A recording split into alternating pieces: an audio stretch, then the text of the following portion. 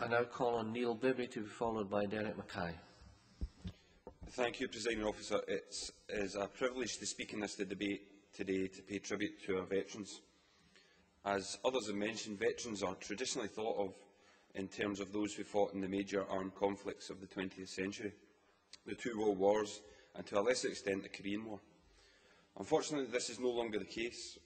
All Scots are aware of the involvement of our armed forces in Northern Ireland, Iraq and Afghanistan. However, we also need to remember those whom we have asked to protect human rights and defend the rule of law in areas such as Bosnia, Kosovo, East Timor and Sierra Leone. As has been mentioned this morning by many members, those who serve our country do not make decisions on areas of conflict or our role in engaging in conflict. Politicians decide where and when our armed forces serve the interests of our nation. We do not require that they are concerned with the rights and wrongs of conflict, only that they carry out the tasks given to them efficiently and effectively. The armed forces make sacrifices on our behalf, sacrifices that have short or even long-term consequences for the individuals and their families, even for some, the ultimate sacrifice. In this debate, we must also recognise the numerous organisations which ceaselessly support, advise and fight for the rights of our veterans. Organisations such as Poppy Scotland, Veterans Scotland and the Royal British Legion, who seek to enhance the welfare and well-being of the veterans community and, most importantly for Scotland and within my own region, Erskine, which has been looking after our veterans for almost 100 years and is the leading care organisation for ex-servicemen and women. There are others in this chamber who can offer greater insight into the work of Erskine than I. I know my colleague Hugh Henry grew up in one of the homes for ex-servicemen within the grounds of the former Erskine Hospital. His father paid for his years interned in a prisoner of war camp in what was then the East Indies and is now Indonesia, with lasting ill health. Erskine provided the support that he and his family needed.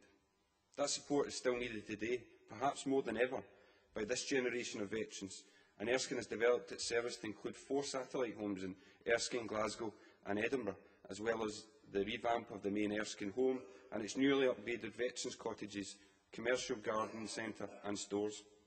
I am glad that the new Chief Executive, Steve Conway, has vowed that the organisation will continue to provide the highest level of service to the veteran community. We must also recognise the smaller clubs and societies throughout Scotland, such as the United Services Club in Johnston, which I visited on Sunday, who provide a community focus for support and companionship for our veterans within their own community. I welcome developments from the Government and projects such as the rolling out of training on fitting and maintaining specialist prosthetic limbs, a specialist treatment centre for combat stress and improved outreach, community outreach and welfare services across Scotland. However, we must continue to ask ourselves if we are doing enough. Many veterans need help when they make the transition to civilian life. Some will need help with physical disabilities, but as others have mentioned, some scars are hidden, with only ex-servicemen and their families aware of how they affect their daily lives. I was dismayed to learn from Poppy Scotland that recent research showed that some 350,000 members of the veterans community have potential welfare needs. They also show that veterans in Scotland are 10% more likely to become homeless than anywhere else in the UK, 8% more likely to suffer from mental health problems, 3% more likely to suffer from alcohol problems. And while the numbers of individuals who receive a one-off financial grant from Poppy Scotland has fallen by 10% since 2002, the amount required for each case has increased by 66%.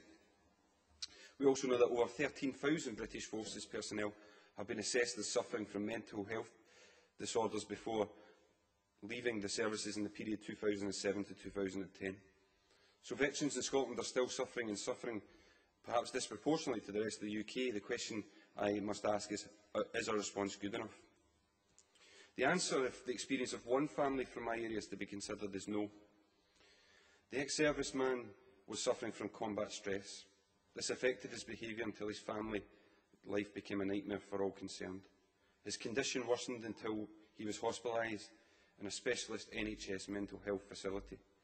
He was placed in a ward with people being treated for alcohol and drug dependency. His wife described the treatment that he received as medication and sedation. He was given drugs which stopped the outward manifestation of his combat stress, but which did not help the problem.